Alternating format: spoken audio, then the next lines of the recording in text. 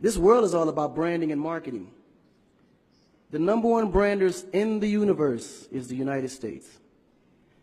They made United States seem like it's the best place in the world to be. It's the land of the free, home of the brave. I go there to find and chase my dreams. We have to be able to tell our own stories. Directors, filmmakers, entertainers, it's going to be clearly, and the press, it's going to be your job to redefine how people think about Africa.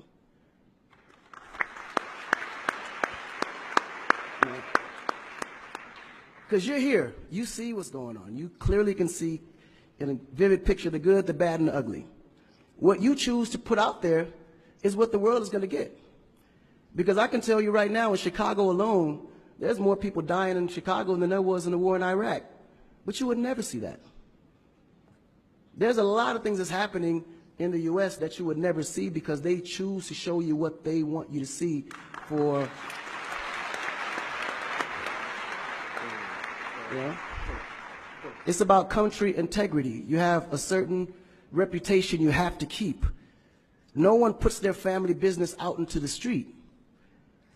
One of the problems we have in Africa is that when something happens, the press is quick to put out negative energy and quick to put out a negative story. And then that story goes on to internet and other broadcasting systems take it and they post it. So when you look at places like Kenya, for instance, that I know of, maybe what, 2 terrorist attacks? But it was everywhere. So now people was afraid to go to Kenya because somebody shot up the mall. But then when you look online, there was over 25,000 attacks in the U.S., but you only knew about maybe 5 or 6. So we have to really rebrand. And then when you look at how the world perceives Africa, they're right. You know, you see zebras, lions, tigers, bears. Oh my. You get to the point where you think Africa's just a big jungle.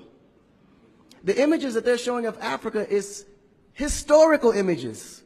This is way before civilization. This is when they were still, you know, battling with spears, like times of Shaka Zulu. No, I'm serious. But then when you look at the U.S., they're showing Superman, Batman,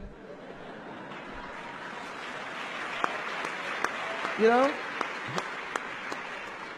Where is our Superman? Where is our, like, Shaka Zulu should be a superhero today. Really. So we have to tell our own stories. I mean, even Jesus is white.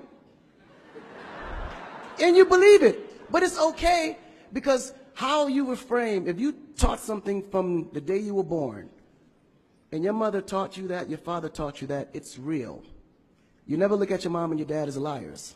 But their mother and father taught them the same thing because that's the kind of history that's put out for them to believe.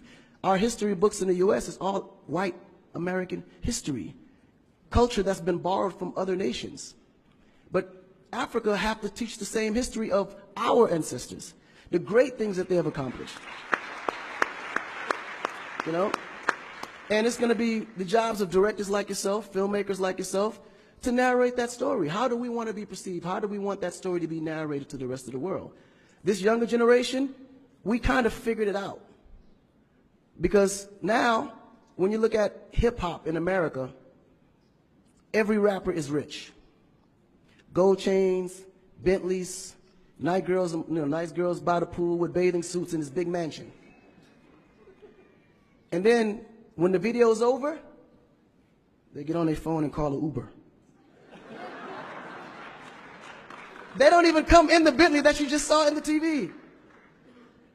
But you go to Nigeria, we got Wizkid, Davido, P-Square, all these guys driving a Bentley, Mercedes. They actually own those cars. That's the difference. But if we don't translate that, they will never know. They think we're going to leave the shoot and go home on a horse or a zebra. Because that's what they know. This is why African Americans are so afraid of Africa. You mention Africa, they start shaking. There's so much fear. They don't know how to translate that. It was just recent that people are now saying, yeah, man, you know what? I rock with Africans, man. You know what I'm saying? I want to do some collaborations, man. Yo, man, I need an Afrobeat remix, you know what I'm saying? But before, they be like, man, I don't know that dude. I'm not putting him on my record. So the younger generation is slowly understanding how you have to rebrand the culture, because the culture has adapted. They've actually took everything that we've created and made it look better. They made a superstar look like a superstar. When I look on TV and I see our biggest entertainers, they don't look like stars. That's why you can't really respect the entertainer. If a politician saw a singer, he'd just be like, oh, he's just a local singer. But if he go to that local singer's performance, he may sell out the stadium because he has a huge influence, but the image is not there. So we have to take the image as a huge accountability for ourselves and realize that Africa really does have a reputation. But if we allow our stories to be told, our stories will be told according to their agenda on what they need to be able to benefit from Africa. So we have to tell our story so we can be able to understand how we can utilize that story to benefit for our agenda. You know? So in closing, this job is for the entertainers, the filmmakers, the reporters, and anyone that creates content. We have to rebrand. And we have to rebrand it in the way that we see it and tell the story to where they can understand it, feel comfortable, and want to come here and invest. Right? To add to what Akon